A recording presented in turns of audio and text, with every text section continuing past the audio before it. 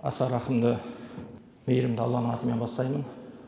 Аллаға мадақ, оның елшісі Мұхаммедке Алланың игілігімен сәлем болсын. Ассаламу алейкум, құрметті жамағат, құрметті әлеумет. Баршамыздың жұма күні өзінің үйіне басып келген қадамымызды Алла сауаптан жазсын. Жалпы мұсылман адамға ең бір қажетті қасиеттердің бірі жақсы көркем мінез. Алла елшісі Алланың елігімен сәлем болсын. Хадистердің бірінде айтады: қиямет күні маған ең жақындарың мінез құлқы дұрыс болған дейді. Қадірмен жамағат, біз бүгін жалпы әдеп мәселесін сөз ететін боламыз. Әдепсіз бала ауыздықсыз атпен тең дейді бабаларымыз. Әдепсіз бала ауыздықсыз атпен тең дейді. Сондықтан қадірмен жамағат, бізге ең керекті жайттердің бірі, қасиеттің бірі бұл әдеп. Ең бірінші жамағат, Алламен болған әдепке тоқталайықшы. Осы әдеп өте маңызды. Біздің жалпы ең бірінші кімнің алдында әдептің ақысын беруіміз керек деген кезде, ең бірінші біз Аллаға тиісті болған әдепке өте жіті мән береміз. Бұл әдептіліктің көрінісін, керемет көрінісін бізге пайғамбарлар көрсетті. Адам атаны қараңыз. Адам пайғамбар. Жәннаттан қуылып, сонда Хауа анамызбен бірге «Қала Раббана ظلمنا أنفسنا وإن لم تغفر لنا وترحمنا لنكونن من الخاسرين». Қараңызшы, Адам ата мен Хауа анамыз Аллаға дұға етіп жатыр, жалбарынып жатыр, әдептілікпен. Біздің тағдырымызда жәннаттан шығу, жәннаттан қуылу болды деп айтқан жоқ. Негізі тағдырда бар еді ол нәрсе. Бірақ әдептілікпен, қараңызшы, әдептілікпен. Алла, біз өзімізге өзіміз зұлымдық жасап қойдық. Сен бізді кешірмесең, бізге кешіріммен қарамасаң, біз зиянға ұшыраушыларданбыз деді. Қараңыз, Алламен болған керемет бір әдептің көрінісі. Ибрахим пайғамбарды қараңыз. Бүкіл пайғамбарлардың атасы Ибрахим пайғамбар не деді? «Уа-иза маридту фахуа яшфин» деді. Қараңызшы, егер мен ауырсам, маған шипа беретін Алла деп Ибрахим пайғамбар дұға жасады. Мені ауыртқан сенсің, Алла. Маған ауруды берген сенсің деген жоқ. Ауруды беретін Алла. Бірақ Ибрахим пайғамбардың Раббысымен болған әдебіне қараңыз, өзіне алып жатыр. Мен ауырсам, маған шипаны беретін Алла өзің деп Аллаға керемет бір әдептіліктің көрінісін көрсетіп жатыр. Ибрахим пайғамбар бірнеше күн түс көрді. Түсінде баласын бауыздап жатыр. Енді адамның өзінің әкесімен болған әдебіне қараңызшы. Алланың тағдырына разы болу, Аллаға деген шүкірліктің көрінісін қараңыз. Сені түсімде көріп жатырмын, бауыздап жатыр екенмін деген кезде Исмаил не деді? «Уа, әкешім, сіз қандай түс көріп тұрсыз, бұл не деген жаман түс деген жоқ. Уа, әкешім, уа, әкетайым, сізге Алла не бұйырып жатыр, соны орындай беріңіз» деді. Қараңыз, Алламен болған, Алланың тағдырына, өйткені пайғамбарлардың түсі, ол аян. Сол Исмаил аян деп түсініп қалды сол нәрсені, бұйрық деп түсінді. Бойынсынам, Алланың тағдыры. Егер сол нәрсе болатын болса, мен сабыр етушілермін деп өзінің бойын сұнғандығына білдірді. Керемет, Алламен болған әдеп. Қадірменді ағайын, ең бір қажетті әдептердің бірі пайғамбармен болған әдеп. Бұл да біз үшін өте маңызды әдептердің қатарына кіреді. Құран-ы Кәрімде Алла Тағала бізге аяттарда пайғамбармен қалай мәміле жасау керегімізді айтады. Пайғамбарды шақырған кезде пайғамбардың тікелей атын айтпа, пайғамбарға дөрекілік танытпаңдар, дауыстарыңды пайғамбардан жоғары етпеңдер деген қадірмен жамағат бірнеше аяттар бар. Тіпті тірі кезінде де пайғамбарға имандылар қалай мәміле жасап, жұмсақтықпен, көркем мінезбен мәміле жасау керек болатын болса, дүниеден озғаннан кейін де пайғамбарға қатысты әдепсіздік танытуға момын адамға ол нәрсе лайық емес. Дүниеден озғаннан кейін де біз пайғамбарымызбен әдептілік танытуымыз керек. Әбу Айюб әл-Ансари, сахаба, Алла кісіне разы болсын. Пайғамбарымыз Меккеден Мәдинаға көшті. Сонда ең бірінші пайғамбардың Алланың елшісінің алдынан жүгіріп шыққан сахабалардың бірі Әбу Айюб болды. Пайғамбарны үйіне қонақ қылды. Сөйтсе үйі екі қабат екен, үй екі қабаттан тұрады. Бірақ екі қабат деген кезде мына қазіргі біздікіндей емес, кішкене қарапайым. Өйткені екінші қабаттағын төгілген су астыңғы қабатқа ағады. Содан түсіне берейік.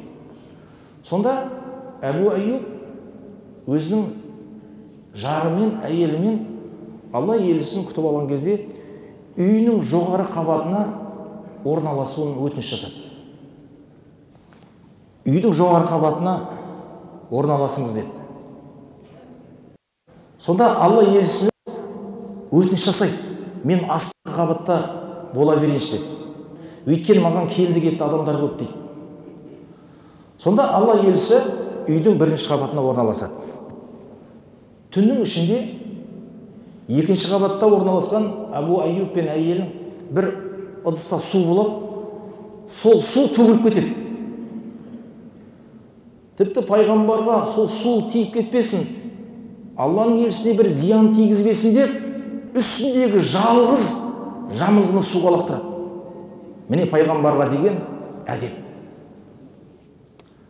Қадірмен жамағат, пайғамбарға деген әрқайсымызда сүйіспеншілік бар, махаббат бар, сағыныш бар. Біздің келесі әдебіміз Алла, оның елшісі, одан кейінгі біздің әке-шешемізге қатысты әдебіміз. Біз осы әке-шешеге қатысты көптеген әдепте өкінішке орай көбіміз ұтылып қалдық осы жерінде. Қасиетті Құран-ы Кәрим бізді әке-шешеге қатысты аятта «Фәлә тақул ләхума уф» деп айтушы болма дейді. Жамағат, бұл өте маңызды. Мына уф деген сөз бүкіл дүниеде қандай тіл болса, сол тілде осы уф деген сөз бар екен. Уф деген сөз адам еріксіз жан дүниесінен шығып кететін сөз екен. Еріксіз ашуланған кезде, ренжіген кезде шығып кететін сөз екен. Алла бізге ескертті. Тіпті үф деуші болма деп жатыр. Ал үф деудің жанында басқа ауыр сөздер, ауыр істер. Мұсылман адамға жамағат бұл лайық болмайды. Мен бір қарапайым бір мысал берейінші. Осы әке-шешеге қатысты бір қарапайым бір мысал берейін. Мұхаммед ибн Сирин деген үлкен ғалым өткен.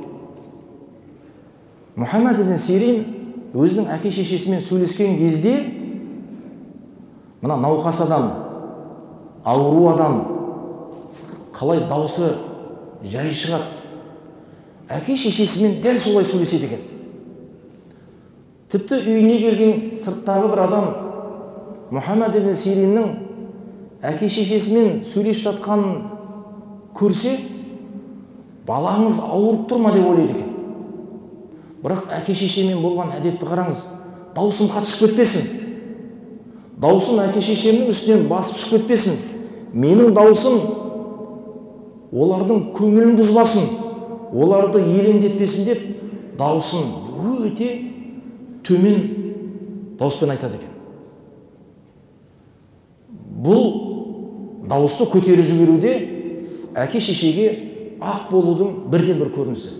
Кейбір ғұламалар әке шешенің алдында жүруді, мысалы бір жерге бара жатқан кезде, бір жолға шыққан кезде әке шешенің алдына шығып кетуді де әдепсіздік деп түсінеді екен. Мұсылманға лайық болмаған мінез-құлық деп түсінеді екен. Абу Хурайра, Алла өзі разы болсын, анасы дүниеден озғаннан кейін барып қажылық жасаған үлкен сахабалардың бірі. Анасы тірі кезінде Абу Хурайра қажылыққа бара алмаған. Не үшін? Өйткені қажылық бірнеше күн уақытты талап етеді. Сонда әке анасына деген қызмет жасау, анасының алдындағы міндеті қажылыққа кедергі болған ғой. Анасы дүниеден озғаннан кейін барып Абу Хурайра қажылық жасаған. Уайс әл-Қараниді білеміз бәріміз. Пайғамбарымызды көрмеген Йеменнің тұрғыны. Бірақ Алла елшісі, Алланың игілігімен сәлем болсын, осы Уайсты айтып кетеді. Уайстың батасын алуға шамаларың жетсе, батасын алып қалыңдар, дұғасын алып қалыңдар дейді. Уайс не сұраса, Алла оны қабыл етеді деген. Сонда Уайстың осындай дәрежеге жетуіне не себеп десеңіз, үйдегі анасы. Йемен мен Меккенің арасы тым ұзақ емес. Пайғамбарымыздың бір дидарын көріп кетуге, пайғамбарымыздың мүбәрәк бір қолын ұстап, бір сәлем беріп кетуге келейін десе, үйдегі науқас анасының қызметі, анасына деген көмек кедергі болып тұр. Міне осындай адамды пайғамбарымыз тілге тиек етіп кетті ғой. Пайғамбарды көрген жоқ, пайғамбар оны көрген жоқ. Қарап отырсақ, пайғамбардай заттың, сол Уайстың тілге тиек етуіне не ерекшелігі бар десе, анасына жасаған қызметі. Ал біз өкінішке орай, үйіміздегі жәннатымыз, үйіміздегі біздің бақытымыз, біздің ата-анамызға біз мәміле жасалмай жатырмыз. Көркем мінез таныта алмай жатырмыз. Жағдайларын білмей жатырмыз. Дәрежені көтеру, жамағат, дәрежені көтеру үшін үйдегі қарапайым Алланың берген бағыда жетіп жатыр.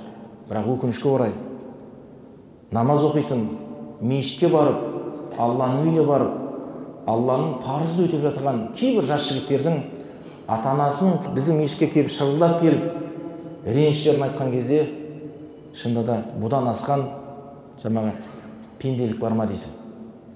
Сондықтан қадірменді ағайын, әуелі Алланың алдындағы әдебіміз, пайғамбардың алдындағы әдебіміз, одан кейін біздің әке шешеміздің алдындағы міндеттерімізге, әдептерімізге жамағат жіті мән берейік. Жамағат келесі әдеп туған туысқанмен, бауырлармен, бір туғанмен әдеп. Бұл да өте маңызды. Жақын туыстармен араласпау, жақын туыстарымызға көптен бері сәлем бермей, байланысымыздың үзіліп қалуы. Бұл да жамағат әрбір мұсылман үшін үлкен бір сын. Мұсылман адамға лайық болмаған қасиет, мінез-құлықтардың бірі. Сондықтан ағайындар, бұл да үлкен сауап. Алла тағала жамағат, кейде намаз оқимыз, ораза ұстаймыз, енді Алланың бергені ғой. Алланың қалауы, Алла берді. Біз кейде жасыратын жоқ, намаз оқитын адамдар, кішкене адамдарды бір бөліп қоямыз. Намаз оқымайды. ораза ұстамайды. Негізі біз бөлмеген дұрыс. Ол Алла өзі бөліп алады оны. Сізбен біз бөлуге біздің ақымыз жоқ. Бұл намазхан, бұл анау, бұл ең басты адам ол. Сосын сізбен біз намаз оқып жатырмыз. Қабыл болады ма, болмайды ма? Бір Алла біледі. Біз қабыл болғандай, қабыл болған болса, біздің қолымызда бір құжатымыз болса, ол басқа әңгіме. Алла Тағала біздің намазымызға, біздің оразамызға, біздің ғибадатымызға Алла мұқтаж емес, егер шындап келетін болса. Алла елші айтады, Алланың игілігі мен сәлем болсын. Алла Тағала сендердің сыртқы пішіндеріңе, сыртқы көріністеріңе Алла қарамайды дейді. Алланың назары түсетін жер пендедегі адамның ішкі жан дүниесі, адамның жүрегі, адамның қалбы. Ең бастысы жамағат, осы жүректің қалыптың таза болуы. Алла елші айтады ғой бір хадисте, Алланың игілігі мен сәлем болсын. Адамның денесінде дейді, адам ағзасында бір ет бар дейді. Бір бөлік ет бар дейді. Осы ет дұрыс болса, қалған дұрыс болады дейді. Ал егер осы ет бұзылса, бәрі бұзылады дейді. Ол не екенін білесіңдер ме деген кезде сахабалар білмейміз деген кезде бұл жүрек деп жауап берген екен. Сондықтан жамағат, адамның ішкі жан дүниесінің таза болуы. Біз бөлінбейік, намаз оқымайды. Сізбен бізде кеше намаз оқымайтын едік қой. Алла қалады, Алла жүрегімізге иман берді. Міне өзінің үйіне әкеліп қойды. Әркімнің келуі әртүрлі. Хидаят Алладан. Хидаятты біреуге бере алмайды. Алла бермесе, Алладан ешкім оны тартып алмайды. Сондықтан жамағат, біз Алланың ісіне біздің араласуға біздің ақымыз жоқ. Алламен болған әдепті дұрыстайық. Өте маңызды, Алламен болған әдепке қатысты тез өте пайдалы бір нәрсе айтқым келіп тұр жамағат. Ибрахим Адахам, үлкен танымал ғұламалардан. Осы Ибрахим Адахамға бір жас жігіт келіп, бір насихат айтыңызшы. Күнәдан тоқталмай жатырмын. Күнә жасай берем. Осыдан өзімді қалай тоқтатсам болады дейді. Сонда Ибрахим Адахам айтады: "Уа жігіт, мен саған бір пайдалы кеңестер айтайын. Егер сен соған өте бекем болсаң, Алланың жәрдемімен күнәдан ұзақ боласың" дейді. Ең бірінші, егер сен күнә жасамақшы болсаң дейді, күнәға ниет қылдың ғой дейді. Міне күнә жасайын деп ниет қылатын болсаң дейді, Алланың берген рызығын жеме дейді. Қараңыз, ұстаз шәкіртті тәрбиелеп жатыр. Жай. Алланың рызығын жеме дейді. Сонда ұстаз айтады, шәкірт айтады: "Уа Ибрахим Адахам, мен қалай Алланың рызық несібесін жемеймін? Мен оған мұқтажбын ғой" деген кезде Ибрахим Адахам айтады: "Алланың берген рызық несібесін жеп тұрып, қалай оған қарсы шығасың" дейді. Екінші, Аллаға қарсы күнә жасамақшы болсаң, мына Алланың жерінде тұрма дейді. Сонда әлгі жігіт айтады: "Уа Ибрахим, бұл Алланың жерінде тұрмаса мен қайда барам" дейді. Алла Тағала бұл жерді кең қылып қойған. Сонда Ибрахим айтады: "Алла Тағала саған рызық несібені беріп қойса, жерін кең қылып қойған болса, соның үстінде тұрып қалай күнә жасайсың" дейді. Үшінші, егер күнә жасағың келсе, Алланың көрмейтін бір жерін тауып ал да сол жерде күнә жасай бер дейді. Сонда әлгі жас жігіт: "Алланың көрмейтін жері жоқ. Аллаға еш нәрсе жасырын емес. Бәрін көріп тұр. Бәрі Алланың назарында" деген кезде Ибрахим Адахам айтады: "Алланың рызық несібесін жесең, Алланың кең қылып қойған жерінде тұрсаң, Алланың көрмейтін, Алланың білмейтін орны болмайтын болса, сен оған қалай қарсы шығасың" дейді. Төртіншісін айтыңызшы дейді. Сонда Ибрахим Адахам төртіншісін айтады: "Егер жан алушы періште сенің жаныңды алам деп келсе, сен оған айт дейді.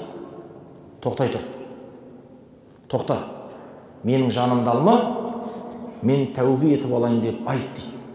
Сонда әлгі жас жігіт шошып кетеді. Мен оны қалай тоқтата аламын дейді. Ол менің айтқаныма, менің дегеніме көнбейді ғой ол деген кезде Ибраһим Адхам айтады ғой. Сол жан алушы періштені тоқтата алмасаң, оған айтқанын істете алмасаң, қалай Аллаға күнә жасайсың дейді. Сонда бесіншісін айт деген кезде Ибраһим Адхам айтады. Егер қиямет күні сені азаптаушы періштелер жағаңнан алып дозаққа лақтырамыз десе, сен оларға айт. Мен сендермен бармаймын деп айт. Сонда әлгі жас жігіт тағы да шошып кетеді. Ол періштелерге қалай айтамын мен?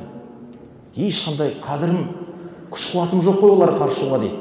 Сонда Ибраһим Адхам айтады ғой, Алланың рызық несібесін жесең, Алланың мына кең жерінде тұрсаң, Алла бүкіл жерді көріп тұратын болса, жан алушы періштеге сен қарсы шыға алмайтын болсаң, дозаққа лақтырамыз деген періштелерді тоқтата алмайтын болсаң, Аллаға қалай қарсы шығып күнә жасайсың деген кезде әлгі жігіт айтады. Тоқтаңыз, тоқтаңыз. Күнәмнен, қателіктен, үлкен күнәлардан өзімді таза ұстаймын, қойдым деп тәубасына келдім деген екен. Қадірмен жамағат, жаңа жоғарыда біз әдептер жайында, мұсылман адамның әдептер жайында сіздермен сөз қылдық. Шынымен де ең үлкен әдеп бірінші біздің Алламен болған әдебімізді ұстауымыз керек. Бабаларымыз айтқандай, әдепсіз бала ауыздықсыз атпен тең деген екен. Сондықтан қадірмен жамағат, баршамызға Алла Тағала көркем мінез нәсіп қылғай. Жаңа пайғамбарымыз хадисте айтқандай, маған қиямет күні ең жақындарым мінез құлқы дұрыстар, көркем мінез, көркем әдеп иелері деді. Лайым біз сол пайғамбарымыз мақтаған көркем мінез, әдепті адамдардың қатарына болуымыз Алла нәсіп қылғай. Алла Тағала баршамызды қасиетті жұма күнін құтты берекелі қылғай. Жаратушы барымыз елімізге амандық, тыныштық бергей. Елімізді сыртқы жаудан, ішкі даудан қорғап сақтағай. Жаратушы барымыз еліміздің тәуелсіздігіміздің тұғырын биік қылғай. Субханакаллахумма бихамдик, ашхаду ан ла илаха илля анта, астағфирука ва атубу илейк, ва ахиру дa'wana анил хамдулиллахи rabbil alamin.